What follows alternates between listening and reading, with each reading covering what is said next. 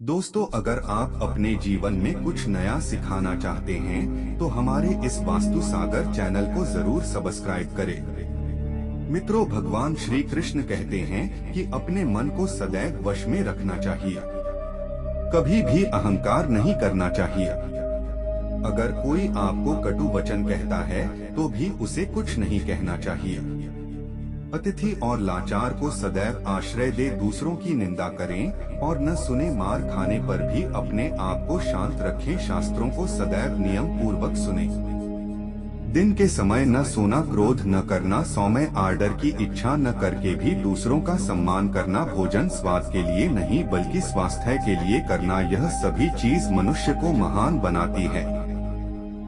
सत्य ही सनातन धर्म है, यह सभी धर्मों से उत्तम है।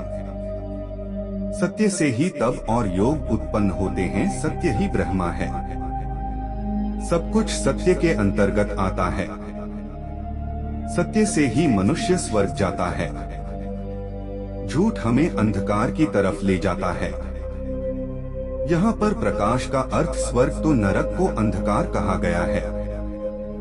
सभी प्राणियों को एक समान समझना, ईर्ष्या द्वेष से दूर रहना, शील और लज्जा के गुणों को अपनाना, दुष्कर्मों से दूर रहना, किसी को कष्ट पहुंचाना, इंद्रियों को वश में रखना, मन की पवित्रता को बनाए रखना, सत्य बोलना, क्षमा करना, साहस और विद्या आदि, यह 13 सत्य धर्म के लक्षण हैं। वेद भी सत्य का ही उपदेश देते हैं। सत्य बोलना सहस्त्रों अश्वमेध यज्ञों के फल के बराबर होता है। कभी भी कटु वचन न बोले, सदैव ऐसे वचन बोले जो दूसरे को अच्छे लगे। बुरा बोलना, निंदा करना, भला बुरा कहना, यह सब त्याग देना चाहिए। दूसरों का सम्मान न करना, अहंकार दिखाना, ये सभी अवगुण होते हैं जो सुख इस लोक में कामनाओं की पूर्ति होने पर मिलता है और परलोक में जो सुख प्राप्त होता है वह उस सुख के 16वें हिस्से के बराबर भी नहीं है जो सुख हमें कामनाओं से मुक्त होने पर प्राप्त होता है। अपने आप को वश में करने के लिए व्यक्ति को पहले लोभ और मोह से दूर होना चाहिए। मोह का फल मृत्यु और सत्य का फल अमृतत्व प्राप्त होता है। इसीलिए मृत्यु और अमृतत्व दोनों ही मनुष्य के अधीन है। पूरे संसार को वृद्धावस्था ने घेर रखा है। दिन प्रतिदिन उस पर मृत्यु का प्रहार होता जा रहा है। दिन आता है, रात बीत जाती है, जागो तुरंत उठो, समय को व्यर्थ न गवाएं, अपने कल्याण के लिए कुछ कार्य करो, क्योंकि तुम्हारे कार्य पूर्ण नहीं हो पाते हैं तब तक मृत्यु तुम्हें अपने साथ ले जाती है। निर्धनता को स्वर्ण ही स्वेच्छा पूर्वक अपनी इच्छा से स्वीकार करने से सुख मिलता है। यह सुख मनुष्य का कल्याण करता है, क्योंकि इस राह पर चलने से न तो कोई क्लेश रहता है न ही कोई आपका शत्रु बनता है।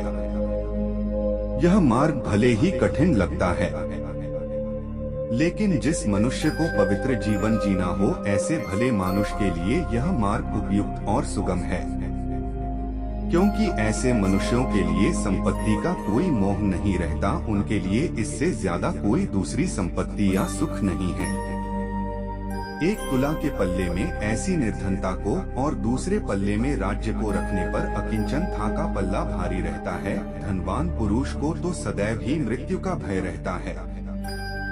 कामनाओं को पूरा करने से श्रेष्ठ है कि उन्हें त्याग दिया जाए, क्योंकि त्याग के बिना कुछ भी प्राप्त नहीं होता है। त्याग से मनुष्य को परम सुख की अनुभूति होती है। त्याग किए बिना परम आदर्श की सिद्धि नहीं हो सकती। भगवान श्री कृष्ण कहते हैं कि मोह और कामनाओं को त्याग कर अपने चित्त को शांत करो, मैं ऐसा मनुष्य सदैव सुखी रहता है। जो व्यर्थ की चिंता न करने वाला हो, जो सत्य का पालन करता है, जिसे सांसारिक मोह न हो, 2 तरह के मनुष्य को हर सुख प्राप्त होता है।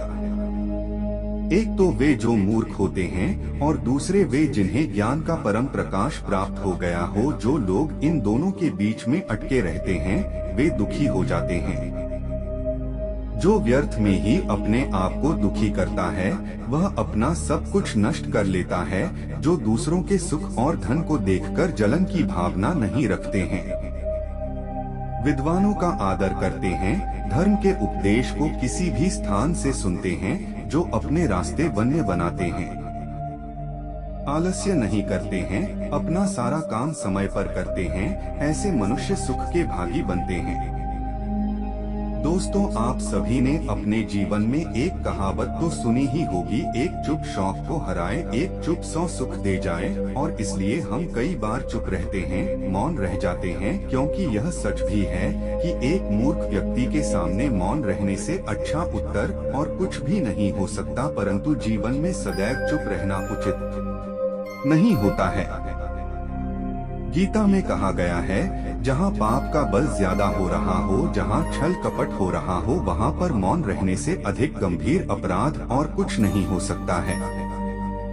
कभी कभी हम सबके जीवन में एक समस्या अवश्य आती है कि हम किसी ताकतवर के समक्ष मौन हो जाते हैं। ऐसा क्यों? उसकी ताकत से बचने के लिए हम मौन रह जाते हैं। मानते हैं कि ऐसा करने से हम एक विवाद से बच जाते हैं। हो सकता है कि एक संघर्ष से भी बच जाते हो, परंतु ऐसा बचाव देर सबेर एक मोटे संघर्ष को जन्म दे देता है।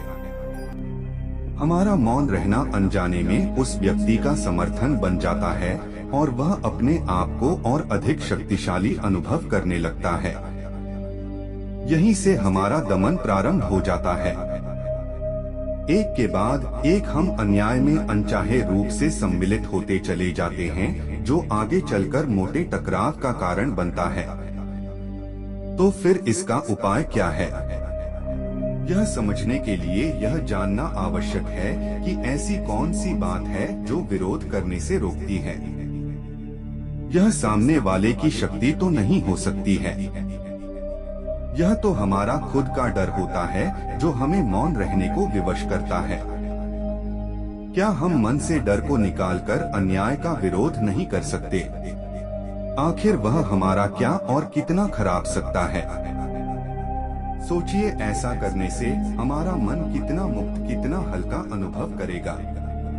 गीता में भी कहा गया है, अन्याय सहना अन्याय करने से ज्यादा मोटापा पाप है। आज समाज में यही तो हो रहा है। जहां विरोध करना चाहिए वहां कोई बोलता नहीं। कोई बलशाली व्यक्ति कुछ भी गलत बोल दे तो उसके सामने विरोध करने की किसी की हिम्मत नहीं होती। उसके समक्ष हम कमजोर हो जाते हैं। दूसरी ओर हम बोले चले जा रहे हैं, जहां बोलने की कोई आवश्यकता ही नहीं, और अन्याय होता देख चुप रहकर बच निकलते हैं। क्या हम निरंतर अपराध के भागीदार नहीं बन रहे? विचार करके देखिए, इतिहास साक्षी है कि पापियों की उद्दंडता ने संसार को उतनी हानि नहीं पहुंचाई जितनी कि सज्जनों के मौन ने पहुंचाई। यदि कोई मूर्ख बोल रहा है तो मौन रहना उचित है, परंतु यदि कहीं छल हो रहा है, अपराध हो रहा है, तो उठिए और विरोध कीजिए, क्योंकि आपके लिए न सही आने वाली सोच के लिए यह मौन घातक सिद्ध हो सकता है। चुप रहना समझदारी है, पर मौन रहकर अन्याय सहना अपराध है। किसी के साथ हमारा रिश्ता कैसा रहेगा, यह हमारे बात करने के तरीके पर निर्भर करता है। सोचे समझे बिना बोलेंगे तो रिश्ते खराब हो सकते हैं। कभी कभी कुछ परिस्थितियां ऐसी बन जाती है जब रिश्तों के लिए मौन रहना ज्यादा बेहतर रहता है। मौन रहना एक साधना की तरह है, लेकिन सोच समझकर बोलना एक कला है।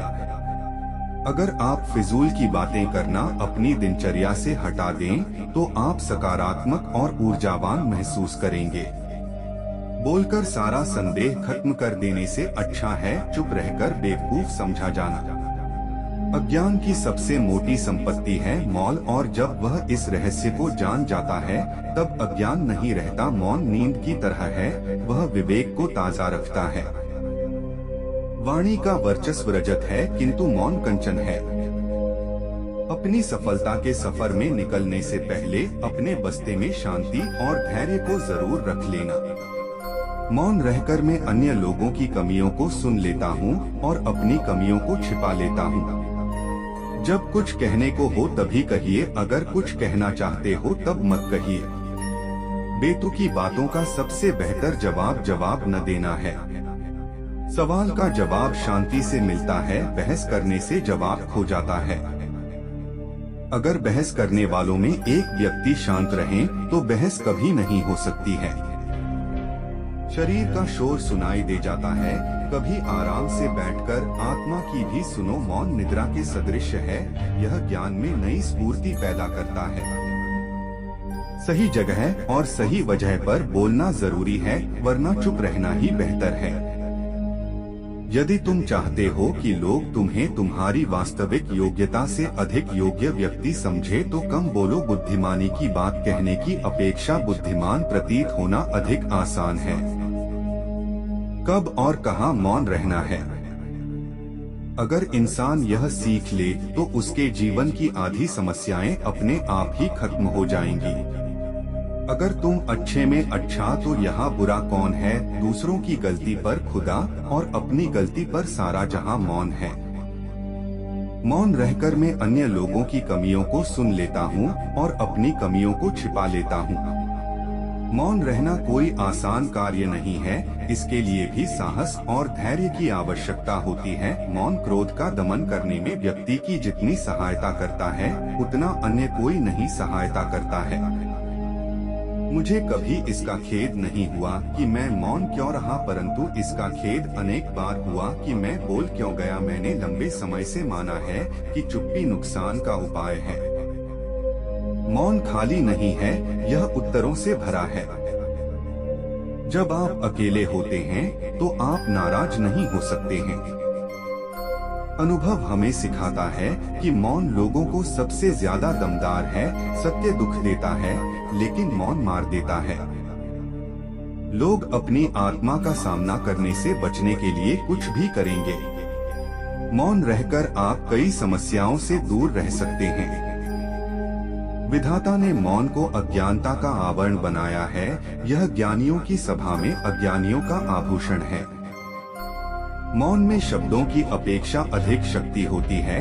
अगर आप दूसरों के विचारों पर नियंत्रण पाना चाहते हैं तो सर्वप्रथम अपने विचारों पर नियंत्रण कर लिया। अपने विचारों पर नियंत्रण करने का सबसे आसान तरीका है कम बोलना या मौन रहना। इस दुनिया में वह इंसान सबसे ज्यादा सुखी और समृद्ध होता है जो क्रोध आने पर खुद को मौन रख सके। जिन्हें आपको गलत ही समझना है वह लोग आपके मौन का भी गलत अर्थ निकाल ही लेंगे। विधाता की अदालत में वकालत बहुत ही न्यारी है। खामोश रही है, कम कीजिए, सबका मुकदमा जारी है। यदि किसी प्रश्न का उत्तर आपको पता नहीं है तो ऐसे में मौन रहना ही बुद्धिमानी है। कभी मौन रहकर देखो, इससे भी चमत्कार होता है। सही और जरूरत भर जो बोलते हैं। जब आपको नहीं पता कि किसी विशेष अवसर पर क्या कहना है या आपको किसी विशेष घटना के बारे में केवल आधा अधूरा ज्ञान है तो ऐसे अवसर पर भी आपको चुप रहना चाहिए। ऐसा व्यक्ति जो आधा अधूरा ज्ञान होने के बाद भी उस विषय पर बात करता है वह अक्सर उपहास का पात्र बन जाता है। ऐसे व्यक्ति को कोई भी गंभीरता से नहीं लेता है। केवल वही व्यक्ति अपनी बात प्रभावी ढंग से रख सकता है जिसे उस विशेष घटना या विषय का गहरा ज्ञान हो। इसीलिए यहाँ वहाँ से प्राप्त आधी अधूरी जानकारी के आधार पर कभी भी लोगों को समझाने की कोशिश नहीं करनी चाहिए। जब कोई व्यक्ति आपके सामने किसी तीसरे व्यक्ति की बुराई कर रहा हो तो ऐसी स्थिति में आपको चुप रहना चाहिए। आपको कभी भी ऐसी नकारात्मक बातचीत का हिस्सा नहीं बनना चाहिए, क्योंकि आज वह व्यक्ति जो कर रहा है आपके सामने किसी तीसरे व्यक्ति की बुराई कल किसी और के सामने आपकी भी बुराई करेगा। और इस बात की अधिक संभावना है कि आज आपने जिस तीसरे व्यक्ति की बुराई की है उसे भी इस बात का पता चल जाते तो आप पर ही मुसीबत आ सकती है। इसलिए जब भी कोई किसी दूसरे व्यक्ति की बुराई करे या उसके गलत समय का मजाक बनाए तो आपको बस उसकी बात सुननी है। उन्होंने अपनी राय नहीं देनी है। अगर आप ऐसा करें तो भविष्य में आपके लिए समस्याएं हो सकती हैं। जब कोई आप पर क्रोध और घृणा से चिल्लाता है, आपका अपमान करने की कोशिश करता है, तो ऐसी स्थिति में आप दूसरे व्यक्ति की क्रोध और घृणा को चुप रहकर कम कर सकते हैं, जो रहकर भी आप स्थिति को खराब होने से रोक सकते हैं। जब आप ऐसा नहीं करते हैं और दूसरे व्यक्ति के क्रोध का उत्तर क्रोध से दे देते हैं, तो परिणाम काफी भयंकर होता है। यदि आप उस समय चुप रहते हैं, तो यह बात उस क्रोधी व्यक्ति के दिल में महसूस होती है। जब क्रोध शांत हो जाता है, तो वह अपनी गलती पर पछताता है और इस बात की भी संभावना ज्यादा हो जाती है कि वह आगे आकर आपसे माफी मांगे। अपनी गलती के लिए अगर वह माफी नहीं मांगता है, तो वह अंदर से दोषी महसूस करने लगता है और फिर अगली बार आप पर गुस्सा करने या नफरत करने से पहले कई बार सोचना है। लेकिन आपको हर हाल में या हर समय चुप भी नहीं रहना चाहिए। अगर कोई गलत कर रहा है, तो उसका जवाब आपको देना चाहिए, क्योंकि कुछ लोग ऐसे भी होते हैं जो हमारी खामोशी को हमारी कमजोरी समझते हैं। गुस्से में चुप रहने का यह तरीका केवल परिवार, करीबी रिश्तेदारों और कुछ करीबी दोस्तों के लिए ही सही है, हर इंसान के लिए नहीं। अगर आप हर जगह खामोश रहने लगे, तो इसका गलत इस्तेमाल भी हो सकता है। जब कोई व्यक्ति अपने जीवन की कोई दुखद घटना या अपने जीवन की परेशानी साझा कर रहा हो, ऐसे में आपको चुप रहना होगा और सिर्फ उसकी बातों को सुनना होगा। ज्यादातर लोग ऐसे हैं कि उनके सामने किसी ने उनकी समस्या सुनाई नहीं कि उन्होंने समाधान देना शुरू कर दिया। हालांकि जब कोई व्यक्ति अपनी समस्या हमारे साथ साझा कर रहा है, तो वह हमसे किसी सुझाव की उम्मीद नहीं करता है। वह चाहता है कि हम उसकी बात ध्यान से सुने, क्योंकि जब हम उनकी बात सुनते हैं, उस व्यक्ति को आंतरिक शांति मिलती है। उसे लगता है कि कोई मेरी बातों को समझता है। अधिकांश समय जब लोग अपनी समस्याओं को हमसे साझा करते हैं, तो भी हमें केवल अपनी बात बताना चाहते हैं।